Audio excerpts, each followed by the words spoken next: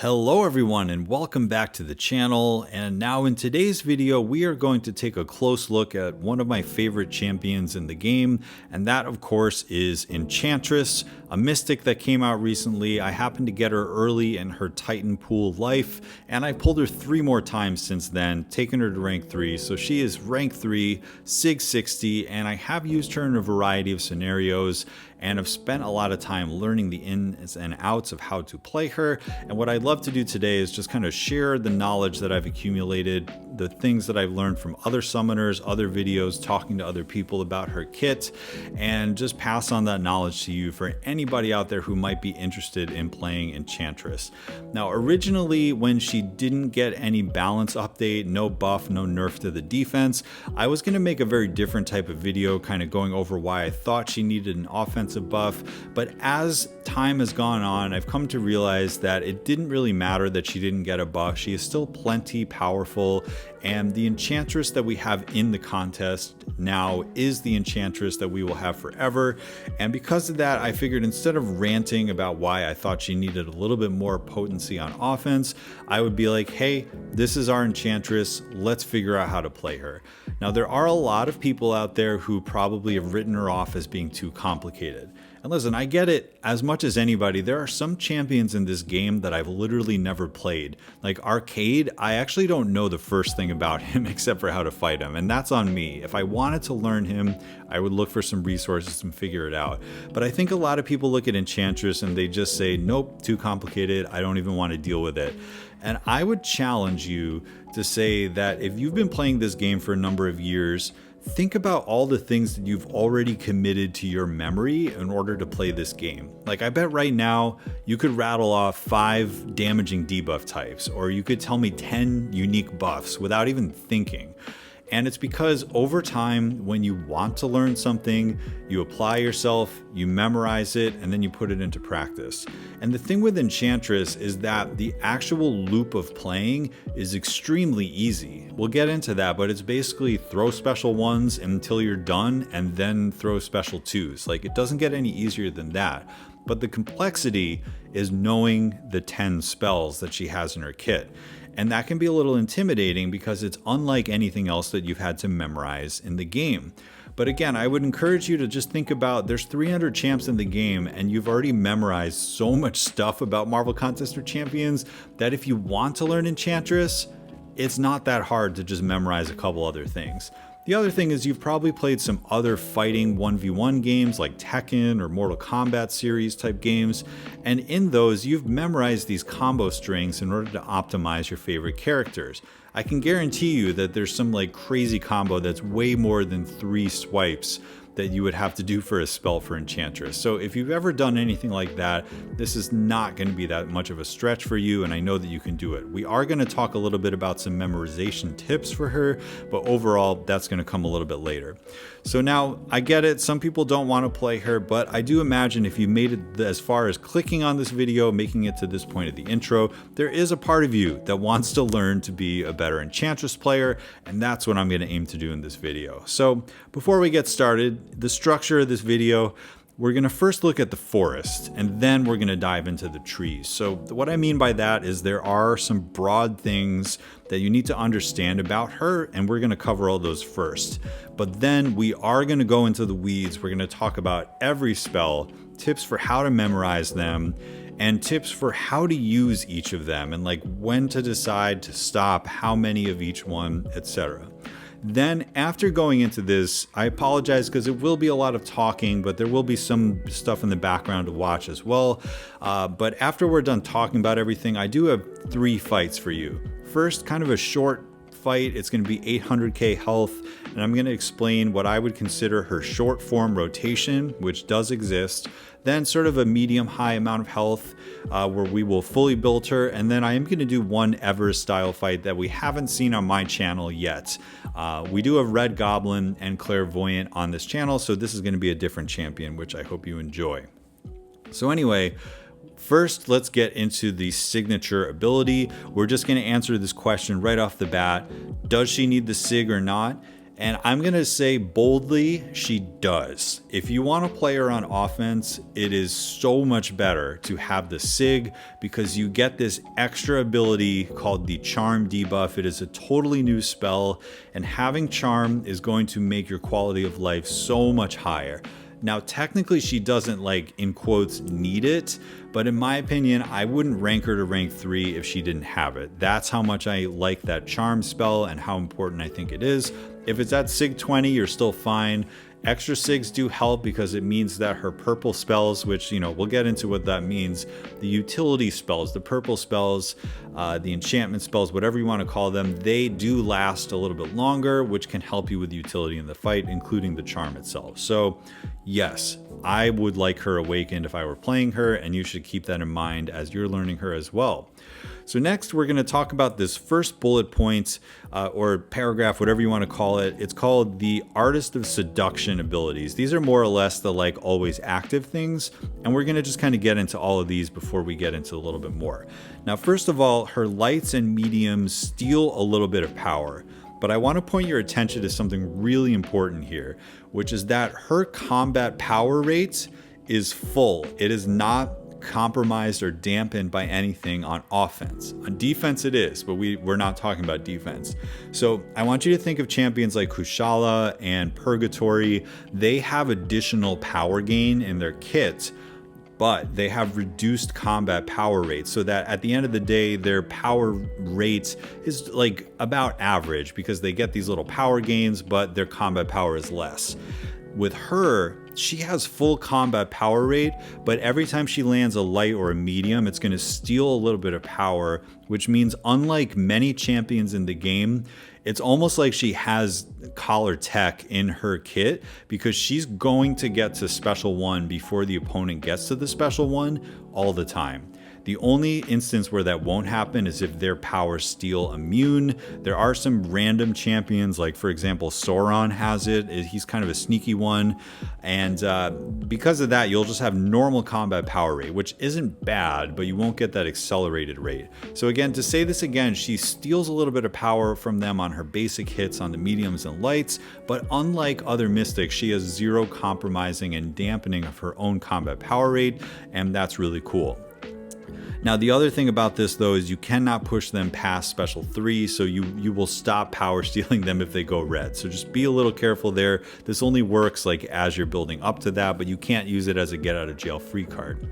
Now, the next ability here, when inflicted with an opposing champion's effect that would cause her to lose power, she passively gains the same amount of power for 7 seconds. Let me just explain this. This means like a power steal, a power drain, a power burn, something that's going to take away her power.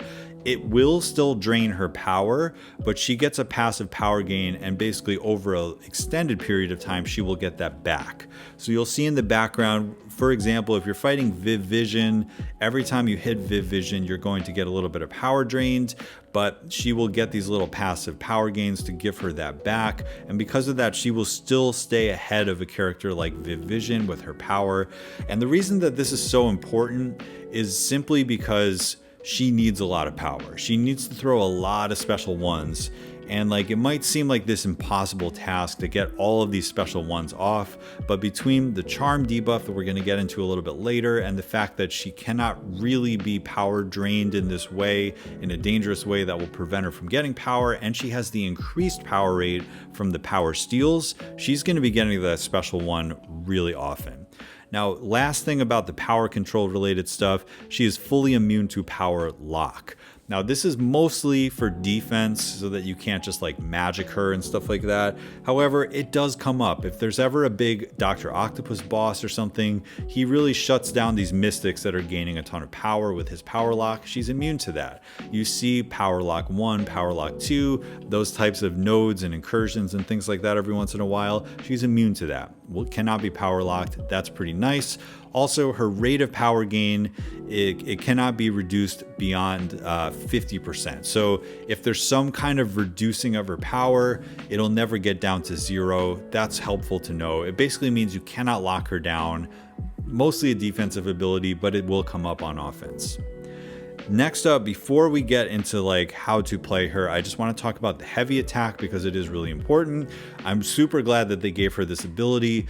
She has basically the America Chavez slash, Wasp or Silk, like the thing where you can extend your combo by charging a heavy on any of the hits of like 1, 2, 3, 4 of your combo, and it will chain a heavy through a stun that way, which is really nice to have because the other thing it does is after the first hit of the heavy, it will special lock you to your special 2, and after the second hit of the heavy, it will special lock you to the special 1. So essentially what this means is she basically has Isophine's fractured power bar, only it's through this heavy ability. It's not as simple as like, oh, I have 3 bars of power, I can just click on whichever special I want, but it means if you can chain the heavy, you can always get your special 2 by doing 1 hit and then hit the special 2 even if you're red. And similarly, if you want to be green and you're in the yellow or red bars, you do 2 hits of the heavy attack and then chain that into the special 1.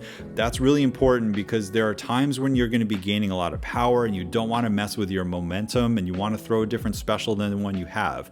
So they essentially, like I said, gave her the equivalent of the fracture power bar. It's just a different tech. You have to use the heavy to get there. And that's going to be really important again, because you do want to have control over which specials you throw. All right, so now this next section is going to be the most important thing because we're going to talk about, I put this in all caps in my little summary, and it's called the goal. It's like, what are we trying to do with this champion, right? So here it is. The goal is to throw special 1s to build up certain combinations of spells, and then get to the point of the fight where you are just spamming special 2s. Now, which spells you choose depends on the utility needed in each fight, and the thing is, as you're building up with the special 1s, don't necessarily count on the utility of these spells saving you from everything, but once you get to the special 2 spam phase, if you've done it correctly, you will be reapplying the effects of all these spells. And of course, we'll get into the nitty-gritty of all this when we get into the actual gameplay examples, but first, a very important thing to remember is that the spells themselves are, as you'll see on the screen, these little colorful passives, which are indefinite. These are the spells, as in they last forever unless if you get hit by one of the removal triggers. However, the effects of the spells, which is the stuff like the damaging debuffs or some kind of utility, those last for a specific duration as listed in the kit. So again, to say that in a way that might make sense, the spells themselves last potentially forever, and you can just build them up indefinitely. But the effects of the spells are on a timer, and what we're about to find out is that there are ways to re-trigger these effects. And also briefly, I do want to talk about there are ways to remove the spells themselves. Now, we're going to take a little bit of an aside here to kind of contrast her with Wong's kit, right? A lot of people know how to play Wong. It's the same type of thing. Throw a bunch of special 1s, refresh with a special 2. But the thing is, let's think about Wong. What is the big stressor in Wong's kit?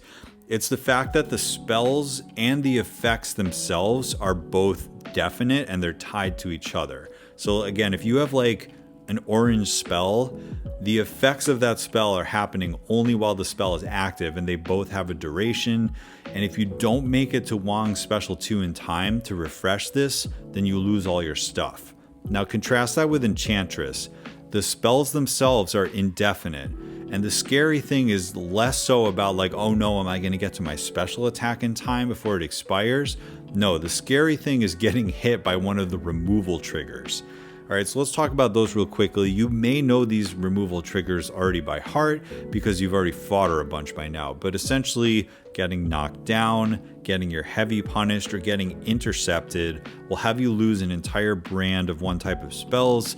And then the big kicker is that when you have more than 9 total spells, it only takes 1 hit of the opponent's special attack for you to lose everything. And listen, I've been vocal about this too. This is actually one of the biggest complaints from people that wanted her to get some kind of buff. And I do understand on some level as a player why this is rough, but I do want to tell you that I've talked to the devs about this a little bit, and what I've come to realize is that because she isn't like Wong, and that these are indefinite, there needed to be some kind of removal trigger. Otherwise, it would be completely unbalanced. And like, again, let's go back to Wong. Let's think of it this way. If a fight with Wong has some kind of major interruption in it, and for one reason or another, you don't get to a special 2 to refresh your spells, you lose everything, right? Minutes of work down the drain with Wong. And now they could have done something like that with Enchantress, where everything was on a timer, and if you don't get to the special 2 in time, boom, they all go away. But I think what they really wanted to do was commit to this indefinite spell so that you can reactivate however many you want. Like, it can basically be infinite. I have another video where I've got like 99 incinerates going off at once, because after a while you can actually get that far. And because of that design choice, they needed another removal trigger that wasn't just time. And the one that they deemed fair enough was the current one that we have. Now, it might be a little bit of a sledgehammer, because like one hit of a special, dude, that can be devastating. It's happened to me in the past and I do not like it one bit. But when I started thinking about it in terms of the comparison to Wong, it made a little bit more sense. All right, so to summarize, we talked about the goal, right? Throw the special 1s until you're done, and then throw special 2s. We've talked about the removal triggers and sort of the design reasoning behind them. Hopefully that helps you a little bit. Now we're going to get into the very specifics of the spells themselves. So there are 3 types of spells, and I'm only going to use their fancy names one time in this video. And those are Evocation, Transmutation, and Enchantment. Now, for the rest of the video, I'm going to break it down in plain English, okay? There is Orange, otherwise known as damage spells, okay? Then there are Green, which are known as defensive spells. And then there are Purple, which are known as utility, or sometimes I'm going to call them mystic spells. Hopefully that's easy to remember. Orange, you can think of like fire, damaging effects, things like that. Green usually means regen, so we're thinking defensive abilities. And purple is the color of the mystic class, so we're thinking of utility that mystics can use, all right? So when I call them that throughout the rest of the video, you'll know what I'm talking about. Now, when you're building up your spells, the first thing to note is that one of your end goals should be to make sure when you're done building them, there's equilibrium among the 3 classes of spells. You want these all to have the same total number of spells. Now, a little later, we will talk about one scenario where the defensive spells won't be equal, but for all intents and purposes, for this section of the video, let's assume that your end goal is always to have equilibrium. Now, this relates to the effects that you get off of the special 2, which I've said multiple times is the thing that you're eventually going to be spamming. So first of all, you get a really solid chunk of attack rating on the special 2 itself per total spell, and this caps out at 12. So if you're aiming to get 12 total spells, for those of you that are good at math, that means 4 of each of the types, right? Because there's 3 types, 4 times 3 equals 12. Now then, whichever spell type is in the lead for the total number of spells in that category, or if they're tied for the lead, you'll get an additional benefit. So you can see why you want to have like 4, 4, 4, so that they're all tied for the lead and you get the benefit of each one. So first of all, the damaging spells, the orange ones, if those are in the lead or tied for the lead, you will get a much higher crit rate. And this also, you get an additional crit rate bonus if it's the damaging spells themselves. But essentially, if you have 12 total spells and this is in the lead, you're almost going to crit on every single hit of the special 2, which is really great. It's really good damage on just the actual attack damage. Now, if the defensive spells are tied for the lead, you will get a pretty substantial lifesteal that caps out at 1.8% of all the damage dealt during the special 2. And based on the last point, if you have that attack rating and the crit rating, this lifesteal can actually be quite high when you're ramped up. And then finally, the utility spells, if they are tied for the lead, you will actually re-trigger the effects of every spell that you've cast all fight that's been built up. And the purple utility spells themselves get double potency, which is quite important.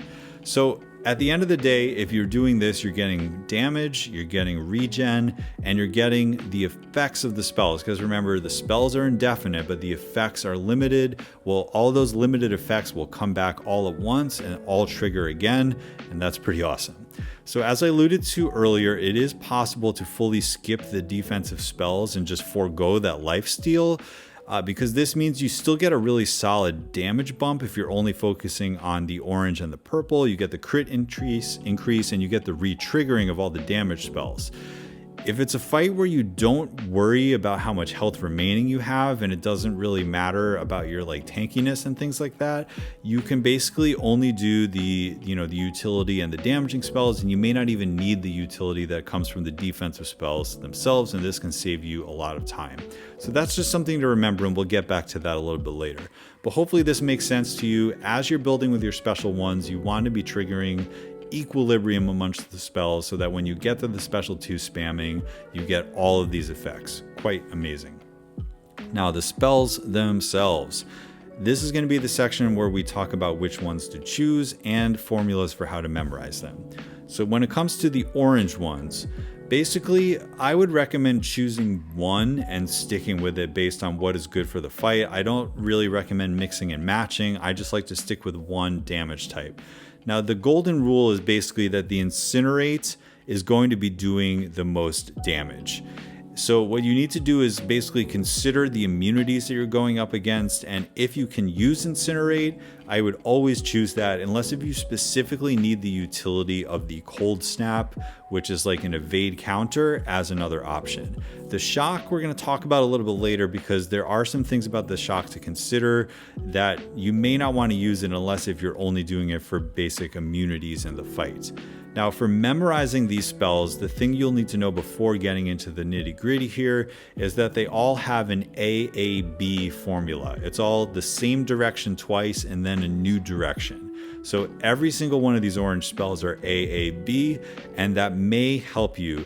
Now, I will say these to me are the hardest ones to memorize, but the thing is, since you're only choosing one of them at the beginning of the fight, you don't need to keep all 3 of them in your head at all times. If you're like, hey, I'm using Incinerate, you just go into the fight knowing that it's down, down, right, and there you go.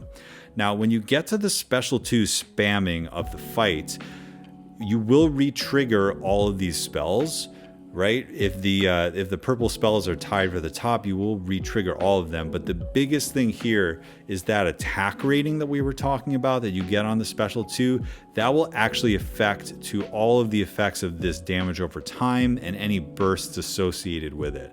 So that means that, you might see the Incinerate ticking for like barely anything while you're building it up. But if your special 2 is hitting like a truck, all of this dot will also benefit from that and will be hitting super hard. So now the spells themselves, the first one is called Fireball, and this one has 2 components. It's an Incinerate damage over time, and then also an instant Incinerate, sort of like a big burst of energy damage that happens at the beginning of the application of the dot.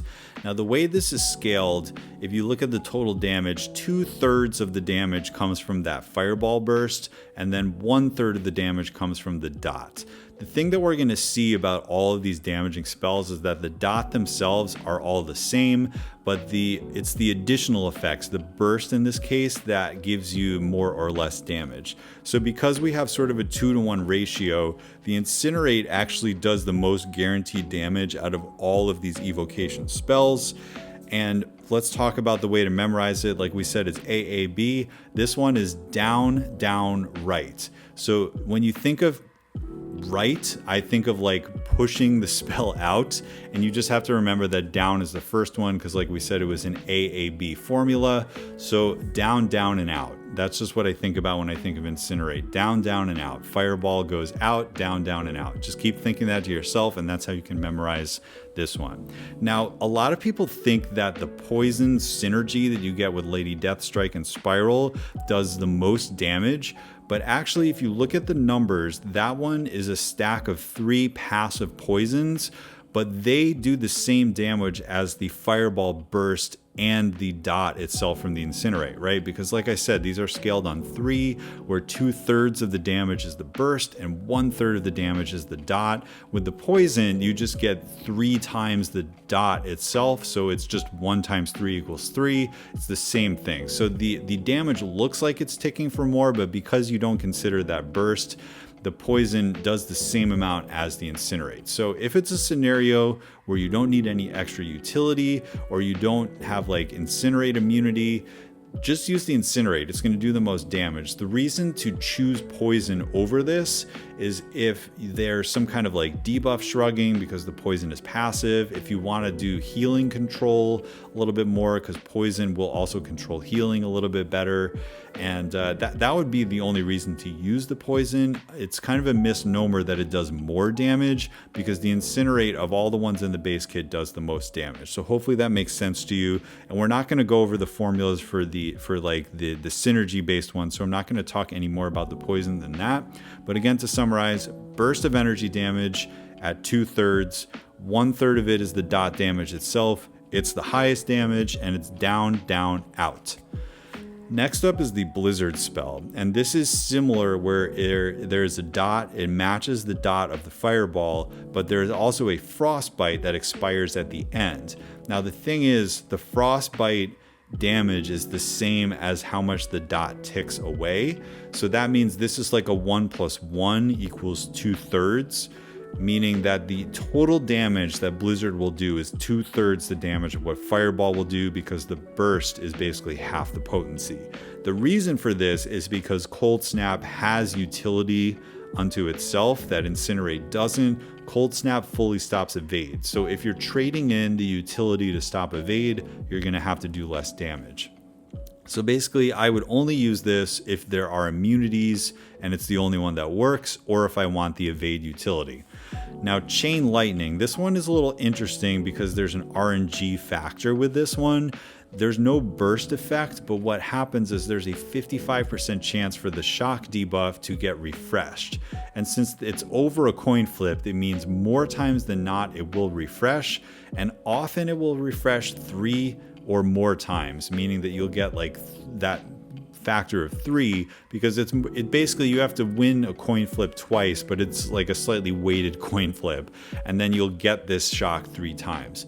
Now the issue is that while the Fireball and the Blizzard Burst all get the attack bonus off of the special 2, this shock does not when it reapplies. And this is something one of my commenters noticed in the last video. So that means that the shock is actually doing a lot less damage than the other 2, and would not be my recommended choice unless if Kabam decides to fix this and make, when the Chain Lightning refreshes, when you get that really good roll and you get another stack of the shock, that it matches the original potency that comes off of the special 2. Because currently there's a lot of RNG already based on, hey, is it going to re-roll? Am I going to get the Chain Lightning to come and reapply?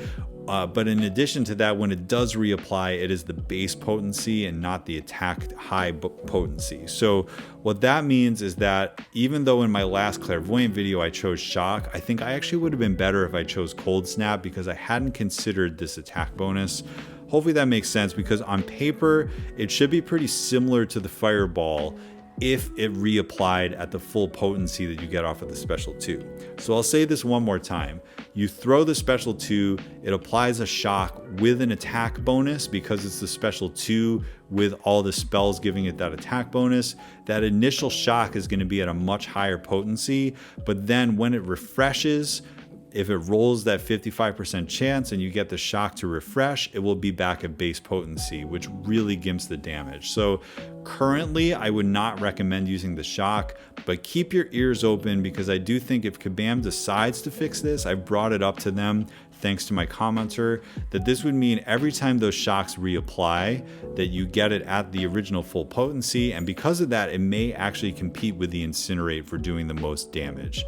So last thing to summarize, Incinerate is for damage, Cold Snap is for evade utility, and Shock is basically, I would only use it if you need to because of the certain immunities going on in the fight. Otherwise, pick one of the other 2 or throw on the Poison synergy and have a good time with that. Those are your damaging spells. So next up, we're going to talk about the green spells, and these again are the defensive ones. And my bottom line with this one is that if there isn't a reason to not use all 3, you might as well use all 3. Like we said, you want to be building up multiple of these spells. It's quite common that you'll end up with 3 of each class of spell or 4 of each class of spell for a total of like 9 or 12. you're probably going to throw at least 3 green spells. You might as well do them all because they all help a little bit. Now, reasons to not, like if they have some kind of way to counter miss, there may not be any reason to, you know, use the etherealness spell, which basically gives you energy regen and miss. Like you may not want that if you're fighting like Hercules or something, right? Because he's got the miss counter and all of his damage is physical. So there's no reason to do that. Or specifically, you may want to just focus on one piece of utility. Like maybe, hey, I only need reverse controls immune, so I'm not going to use the other 2. But the thing is, these things do not stack, right? The green spells don't stack. So you might as well stack one of each of them, and then you're at your maximum defensive skill, basically, okay? Now, for memorization, these ones are very easy to memorize because there are 3 swipes in the same direction. So like I said earlier, with the damaging ones, those are the ones that are a little finicky to remember. So just memorize that right before going into the fight. But these green ones, I'm confident that you can memorize these things just because they're very easy to remember. They're all 3 swipes in the same direction. So the first one, these ones should go a little bit faster than the damaging one. There's Levitate. There's 2 effects to this one. It's basically you cannot be knocked down. The last hit of a knockdown you will automatically evade, even if you're in the middle of getting smacked by that special. Now this is similar to Silk's Sense, where she evades the specials. It's just not on every single hit. So you can essentially block part of a special and then she'll evade at the end. Or if it's a single hit special, this will absolutely evade the entire thing. Same thing goes with heavy attacks. Nobody can knock you down. So this is very powerful depending on the animations, because if they have a 1-hit heavy or a 1-hit special, this is basically Silk Sense with 0 cooldown. Like every time they throw that 1-hit special, you will automatically evade it, which is kind of OP. So this is why against that Clairvoyant, it was so good. Now the other thing that this spell does is regeneration on block. Think Sorcerer Supreme or Kushala. They have that great ability. Any kind of blocked hits, you're going to regen a portion of it, and that's great. Now, how do you memorize this one? Well, it's called Levitate, right? And it's that you don't get knocked down. So it's up, up, up, right? Levitate, up, up, up. Should be pretty easy to remember. When I think of levitation, I think of going up.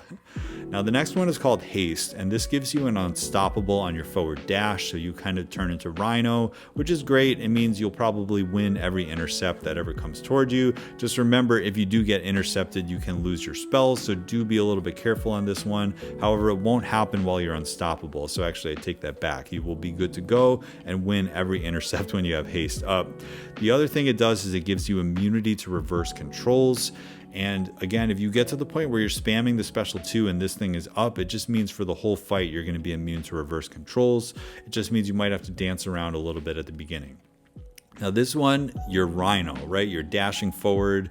You are unstoppable as you're dashing forward. It's called Haste. So it's forward, forward, forward, right? That is the spell, right, right, right. Pretty easy to remember. The Levitate one is up, up, up. The dashing forward one is right, right, right.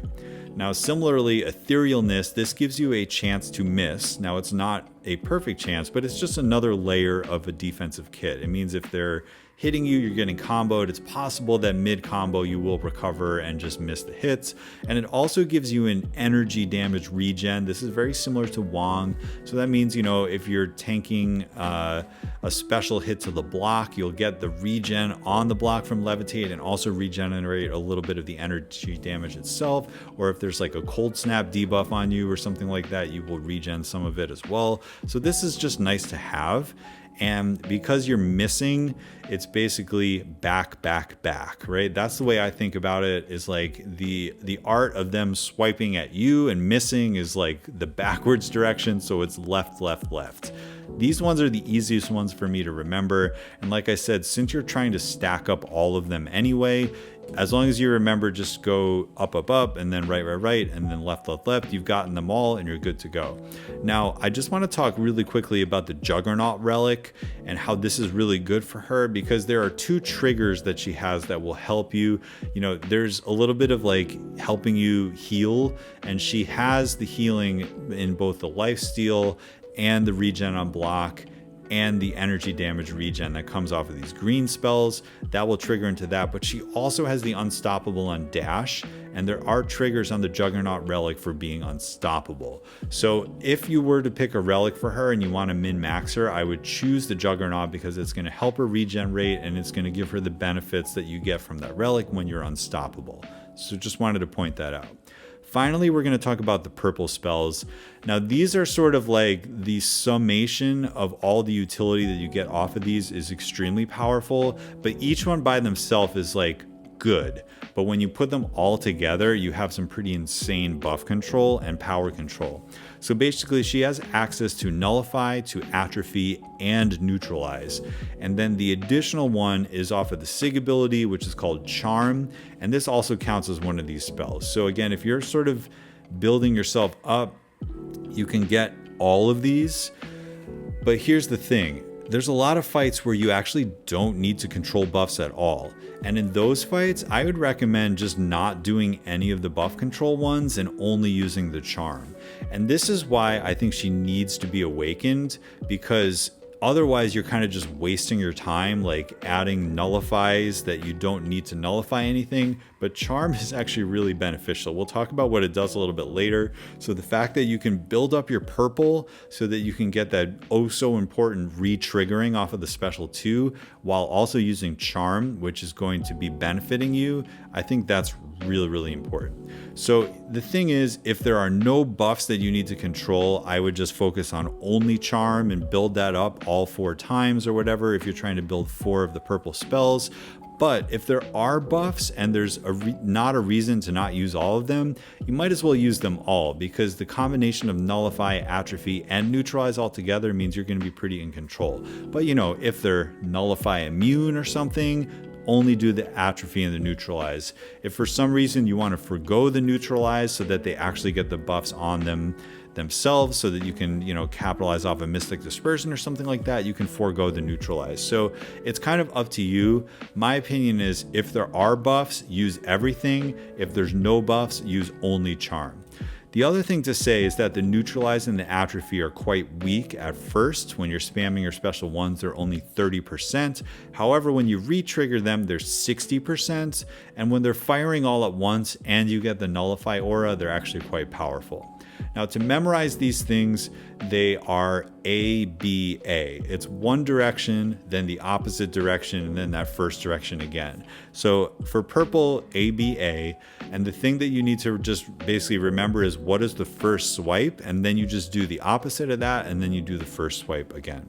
So we'll get into all those later. But here we go. When it comes to Charm, this is extremely powerful. It is a new effect in the game. It not only gives you more power, but it also controls their power in a different way than we've ever seen before.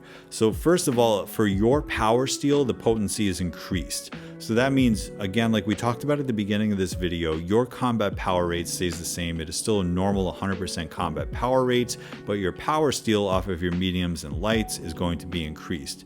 But even more important, the effects of power gain, energize, or inexorable actives or passives are going to suffer a potency regeneration. So think about, you know, if somebody's got an energize, if somebody's got Hyperion's power gain buff, the potency of that effect is going to suffer 30% and then eventually 60% when she's fully built up and you're triggering it with the special 2s. So note that this combats some combat power rate stuff and some passive power gain effects as well without basically affecting their ability power rate itself. It targets the effect.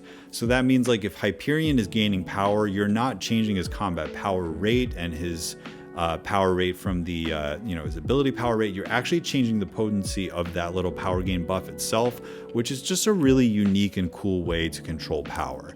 So essentially, even if they don't have power gain, this will help you. But if anything from like Serpent to Arcus to Hyperion to, aspect of evolution node or anything like that, this will affect a lot of that kind of stuff. For somebody that is a crazy energize like Icarus or Thanos or things like that, this will do all of that. And it is just a very powerful source of power control. And it also gives you more power, which means you're going to get your special ones off even faster. Now, to memorize this one, it's up, down, up. And we'll talk about this later. Basically, this is the one you want to do first no matter what, so you're just gaining more power. So just know you always start with up and you're good to go. Up, down, up, and you can get that thing memorized. The other thing is, if she's awakened, you basically never have to throw a special 3 ever in your entire life, because that just applies a charm and you'll be able to have this charm up for the whole fight. So it's one of the nice reasons why that heavy attack chaining into the special 2 and the special 1 exists, because you never have to throw a special 3. Next spell, it's called Dispel, and it's a nullify aura every 4 seconds. I think that's pretty self-explanatory. It's kind of like Sorcerer Supreme, where the buffs just expire, and that's great. It feeds Mystic Dispersion. It's a 100% chance to nullify every 4 seconds. And this is the opposite of charm. So instead of up, down, up, it's down, up, down. So just remember, for nullify, you start down and then you execute ABA. Next up is Antipathy, which is the neutralize, right? We talked about this. It starts at 30%. This is ability accuracy for buffs to not proc. It's not very strong at the beginning, but a 60% neutralize means that more often than not, you'll win the coin flip and that you will prevent the buff from triggering at all. This one, the first way you swipe is right. So it's right, left, right. And then finally, there's Wilt, which is the atrophy one. This is opposite of neutralize. It's left, right, left. And as a reminder, atrophy will affect the duration of the buff. So if they have a buff that has a definite duration, this will make it go even faster and tick away, which again will help you with Mystic Dispersion. If they are nullify immune or something, this is a great way to get rid of those definite buffs. And the nice thing about it is it goes all the way up to 60%, just like the neutralize when you're cooking with gas and you get to those special 3s. All right, so now you get to those special 2s. All right, so now we have gotten to the point where we are almost at the time of the gameplay, but what I want to do is tell you a little bit about what I call the order of stuff. So this is like when you're playing her, what order do I do these spells? As I mentioned earlier, the utility of the spells is not as strong when you're in the special 1 spamming phase of the fight, but by the time you get to the special 2 spamming of the fight, they're all there. So at the end of the day, it doesn't really matter as long as you hit your totals by the time you get to the special 2, but there are some tips and tricks, and we're going to talk about that. So first of all, my first tip, always start with charm, right? Because the more power you gain, the better. I think that's self-explanatory. So the fight starts, you do up, down, up, you get your charm going. Then I would recommend transitioning to your defensive spells. Basically, the damage on the dot is so minimal that there's no reason to get it going early. So I like to just get the defense ones out of the way. And the other thing is, if you accidentally mess up an input, it will automatically cast a random attack spell. So that means if you've done all of your dot ones early and then you mess up one of the inputs, it's going to put another dot and that's going to mess up with your totals. So because of that, I do charm first and then I start doing defensive spells. Likely, you'll be able to get off 2 or 3 of these defensive spells before the charm, that initial charm, runs out. Especially if she has a high sig, the charm lasts a little bit longer, which is pretty nice. So again, I might do charm, I might do levitate, I might do haste, and then it's time to do another charm. You want to get that charm up as much as possible, and that will be your second purple spell. Then you can move to your offensive spells. So again, you're choosing, am I going to do Incinerate? Do I need the Evade utility on the Cold Snap? Am I going to do Shock and do a roll of the dice? Do I have my Poison synergy? You pick one and you start stacking it. Again, you might get 2 or 3 of them off before the charm expires. Then you're going to redo that charm a third time and just wrap up whatever you need. Where are you trying to go? Are you trying to get 4 of each spell? Well, you probably have like 2 or 3 of each of the other ones. So just wrap them up. And then as you're making your way up to your special 2, you'll do your final charm. So now you've got 4 of each one, and then boom, enjoy your special 2 spam. You've done it, and the rest of the fight, you are just using your charm to get to that special 2 as fast as possible, spamming it, getting the extra damage. Every spell is refreshing, all that defensive utility, all that mystic utility, and all the damage. There it is, folks. Now, the only thing that would differ is if there is buff control, you only get to throw one charm in the scenario I just said, and you would basically just need to weave in your purple spells throughout there, because like we said, if there's any buffs, you might as well control it in all three ways. So anyway, that is the talking portion of the video done. I know it's already been really long, but if you made it this far, we're going to do some gameplay and we're going to see some practical applications of how to use her, and I hope you enjoy that. So let's transition to the gameplay. Alright, so our first fight is going to be this Hercules in Eternity of Pain. I'll go over the nodes in a little bit, but this is one of those medium health pools. It's only 850k health, which is not that much in today's game, especially for a rank 3. Now the first thing I want to point attention to is the recharge node. The only way that you're supposed to be gaining power in this fight is if you hold your block, but she does have the little power steals so that we're not only relying on the holding of block to get the power gain. We are actually gaining essentially what looks like a little bit of combat power, because every time we hit him with our mediums and our lights, we are stealing a little bit of power. Now next I want to draw your attention to the charm debuff, which was the first spell that we applied on him with that up down up. That is doing two things for us. First of all, it allows our own power steal to be a little bit stronger, which means that, you know, quote, combat power that it looks like we're getting is going to be a little bit stronger. But also the charm is going to affect the potency of his own power gain when he is doing the block for recharge. So again, it has two effects and it is a very powerful spell. Now in this fight, if we want to control his buffs, which he does have obviously his own ones, with his true buff, and he also has the immortality at the end, but this node set also gives him a couple other ones, the indestructible and the unblockable as well. And what we're going to see is that in this fight, it is force of will, which means that neutralize, any kind of ability accuracy doesn't work. It also has a 95% reduction of my chances of nullify to actually work, so nullify is also not going to work. So we got to go into our toolkit, and what else do we have for buffs? Of course, it is the atrophy. So I built up 3 purple spells. 2 of them were charm, because I just wanted to have charm uptime for a little bit longer, and then I did 1 atrophy, which now that we're into the special 2 spamming phase of the fight, that atrophy is going to be a nice 60%, which means you can see that those buffs are ticking away a little bit faster than they normally would. They are paused when I'm not close to him, but you can see when I am close to him, they go away very, very quick. We have the charm again, which you just saw. It really kind of helped the power gain. It made the potency a little bit less against him. And then finally, for the damaging sources, because he doesn't have any immunities that are relevant here, we just went with the incinerate.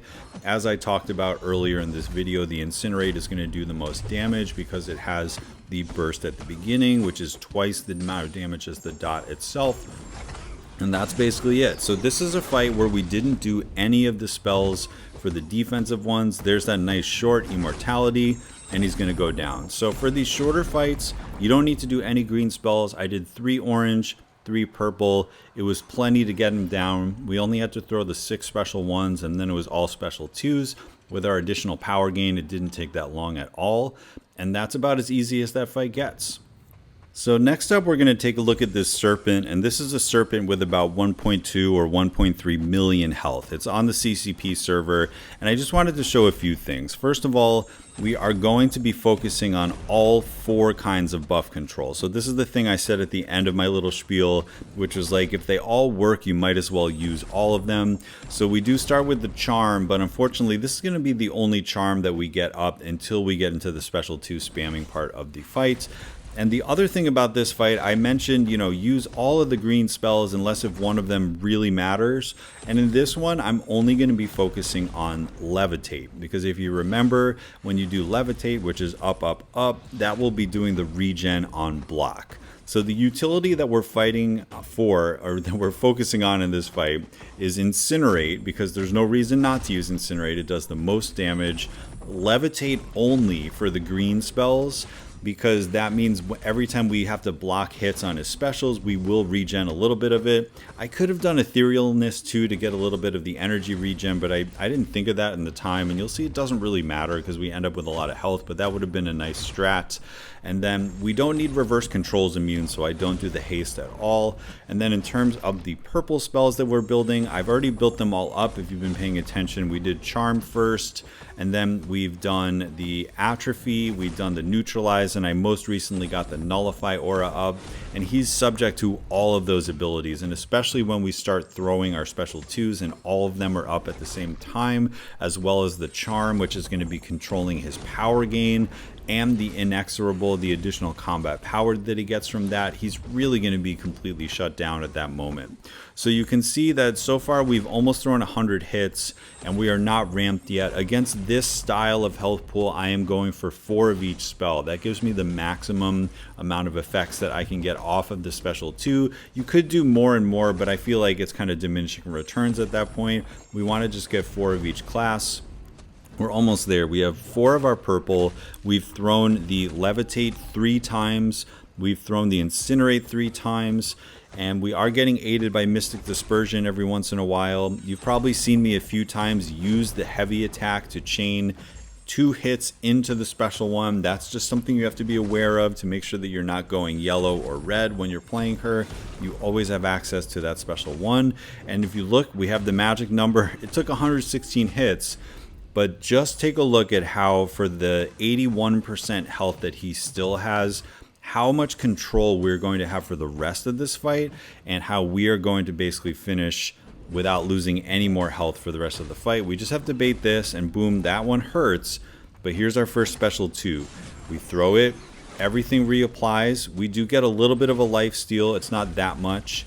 You can see there we regened a little bit on block. And then we have the Atrophy, we have the Neutralize, and we have the Nullify. They're all working in our favor here, and he's not gaining any power from his Inexorable or his Power Gain if those show up as well, if they're not nullified.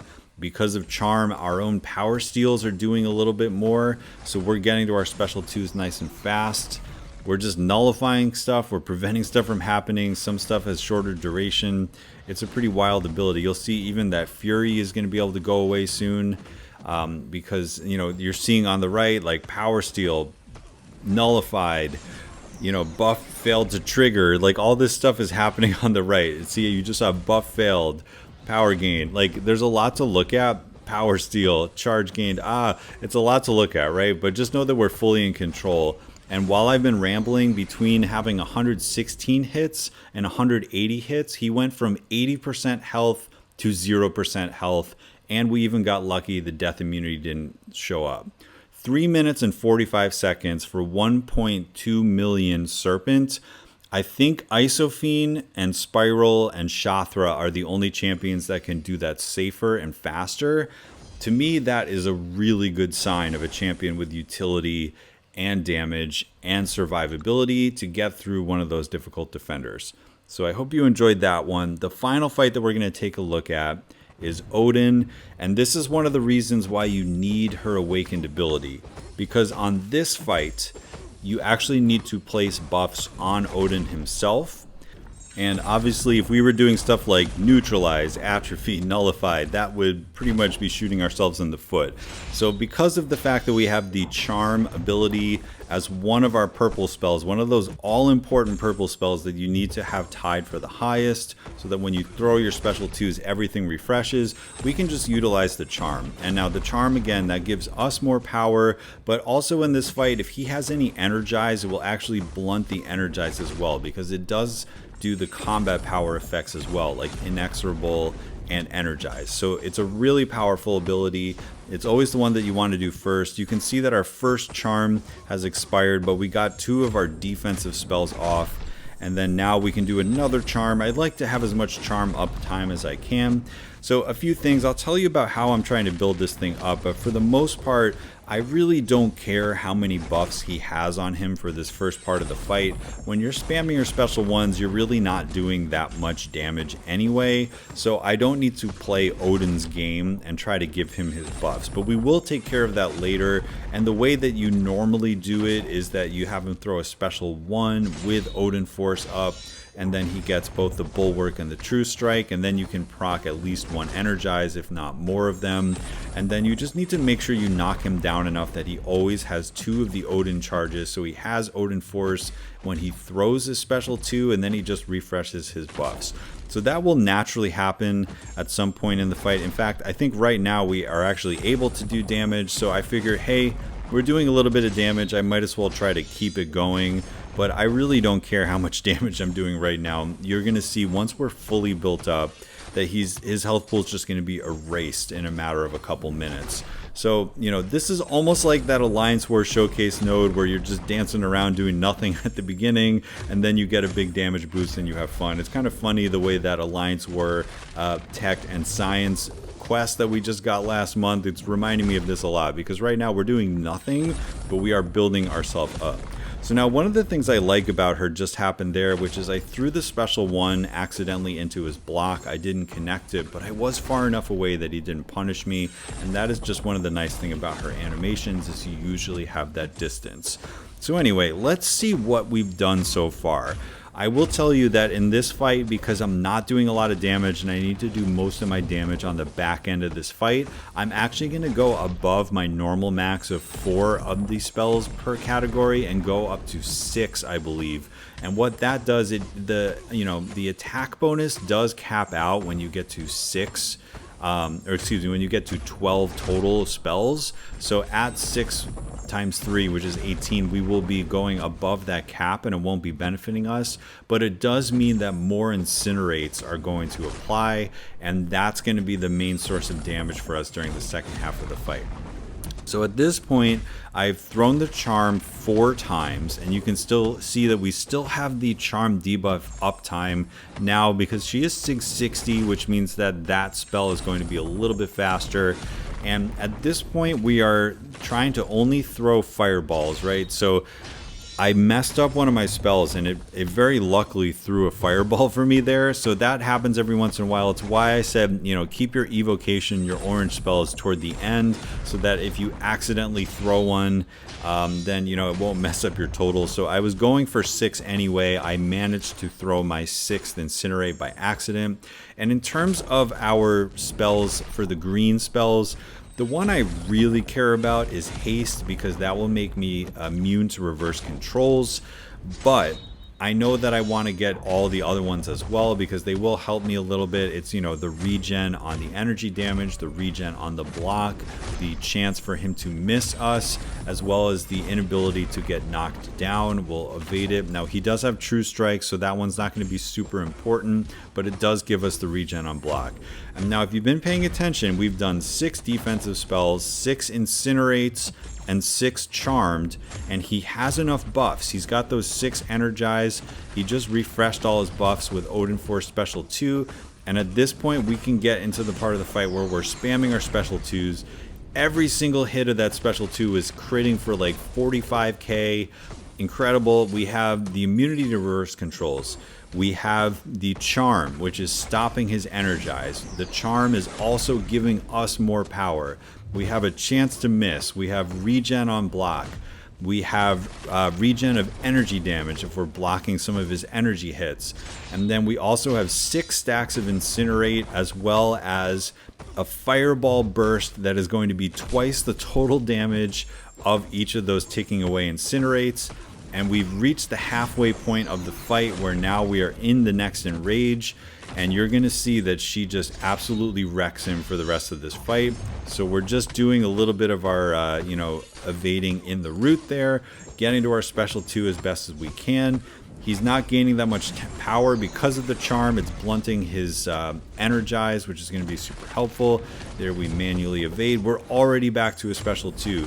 We just got to make sure that we knock him down enough so that he will be getting his Odin Force So we actually need to build the buffs again. We kind of messed up here. So are we going to be able to get him to heavy us without missing? We kept missing. That's not a good time. So let's see if we can do it. There we go. So he has 1 energized. I need to make sure that he gets more energized. So we need to knock him down once. This is me messing up. We lost the buffs. Can we recover? We have to be smart. He's got 2 Odin Force. We need to tank a heavy. We do. Now he's got plenty of buffs. So look, I'm red bars. What do? We're going to connect it into a heavy, into a relic, and then throw another heavy into the special 2. We canceled out of our special 3, and boom. So that was a sticky situation, right? We had to think on our feet there and see if we can recover there. We took a little bit of damage. We were taking blocked hits. It wasn't good, but I managed to not get hit by any of his specials or anything, so that we are still in business here. He's got his buffs. I let them fall off. That's my own issue. And now we're back in control. We're back in control. He's under 50% health. Now we're letting him throw the special 2. He had the Odin Force, so everything is fully refreshed. And I really just need to really pay attention to make sure that we knock him down twice before he throws his special 2s. So here we go. 1 Odin Force. I guess I need to just let him throw this because he has a lot of power. So we'll get him to refresh his buffs the next time. So here he goes. He throws it. We need to knock him down one more time to get the Odin Force before he throws his special 2. We should be able to do that with our own special 2. He's still got enough buffs. Here it goes. Almost every hit crits again for 45k, and boom, he refreshes his buffs. Take a look at how much those incinerates are ticking away for. They have all 12 spells are helping us get more attack on that actual incinerate. It's ticking for like over 5,000, and then right there you see the fireball burst going for over 200,000. It was like 220,000 every time we throw our special 2. So this is one of these fights where there's a little bit more to keep track of, but once we get into our special 2 spamming phase, no more inverted controls. Regen, lifesteal, huge damage, total control of the fight, and he's going to go down like it's nothing.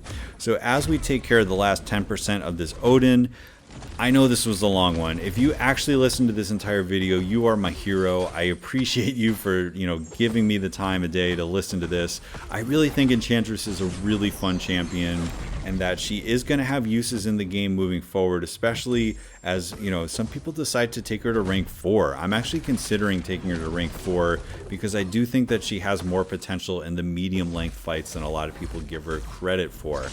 Now, if you did make it to the end, please give me a like or subscribe if you haven't done that yet. These types of things really help out the channel with the algorithm and everything like that, and we are trying to build the channel now, so any bit of support will be helpful. So hopefully you made it all the way to the end, and there are some other Enchantress lovers like there for me. I do think that she's going to be an important champion on my roster for the years to come, and with that, I'm going to sign off for today. So thank you so much for watching this video, and I'll catch you in the next one.